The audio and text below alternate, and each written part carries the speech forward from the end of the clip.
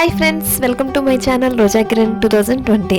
ఈ వీడియోలో మెంతికూర పప్పు నేను ఎలా చేస్తానో చూపిస్తున్నాను. ఈ విధంగా మీరు కూడా ఒకసారి ట్రై చేసి చూడండి. టేస్ట్ అయితే చాలా బాగుంటుంది. ముందుగా నేనైతే ఒక గ్లాస్ కందిపప్పు తీసుకొని శుభ్రంగా కడిగి ఒక 15 మినిట్స్ అయితే కందిపప్పును నానబెట్టుకున్నాను.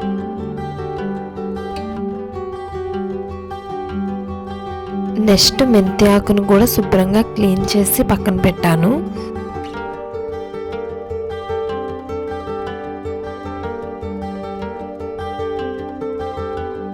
ఇప్పుడు ఇంకా 2 ఉల్లిపాయలు, 2 పచ్చిమిర్చి, 1 టమాటాని అయితే కట్ చేస్తున్నాను.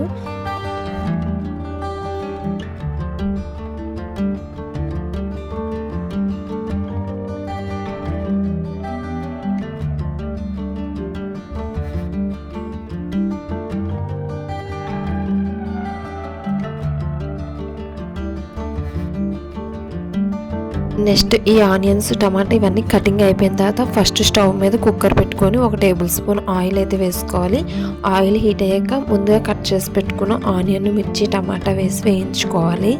కొంచెం ఈ ఆనియన్ ఇవి మగ్గాక ముందుగా శుభ్రం చేసి ఉంచుకున్న మెంతి ఆకును కూడా వేసి నూనెలో కొంచెం సేపు అయితే మగ్గించుకోవాలి. ఇలా మెంతి ఆకుని నూనెలో మగ్గించడం వల్ల పప్పు అయితే చాలా టేస్ట్గా వస్తుంది.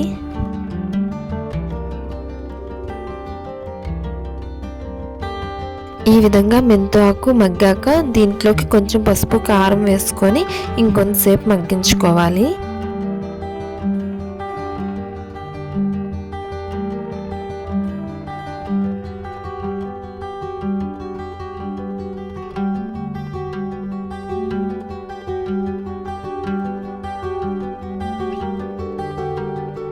నెక్స్ట్ ఇందులోకి ముందుగా కడిగి నానబెట్టుకున్న 1 గ్లాస్ కందిపప్పును అయితే వేసుకోవాలి. కందిపప్పును కొంచెం మగ్గించుకున్నాక 2 గ్లాసెస్ వాటర్ అయితే యాడ్ చేయాలి.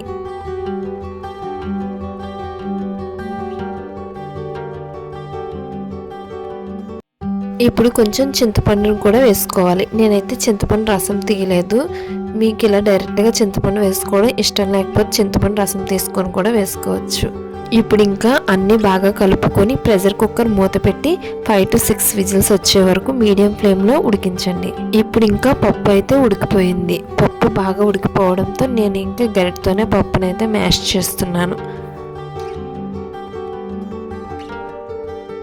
పప్పు కొంచెం పలుచగా చేయడానికి 1 గ్లాస్ వాటర్ని అయితే వేస్తున్నాను.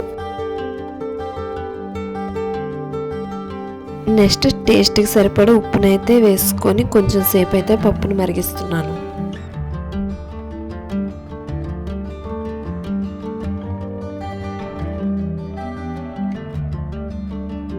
నెక్స్ట్ ఈ పప్పుకి తాలింపు పెట్టుకోవాలి. ఇప్పుడు ఇంకా స్టవ్ మీద ఒక చిన్న కళాయి పెట్టుకొని 2 టేబుల్ స్పూన్స్ ఆయిల్ వేసుకొని ఆయిల్ హీట్ అయ్యాక వెల్లుల్లి, జీలకర్ర, ఆవాలు, ఎండుమిర్చి, కరివేపాకు, కొంచెం ఇంగువ వేసి ఈ తాలింపును పప్పులో వేసి కలుపుకోవాలి.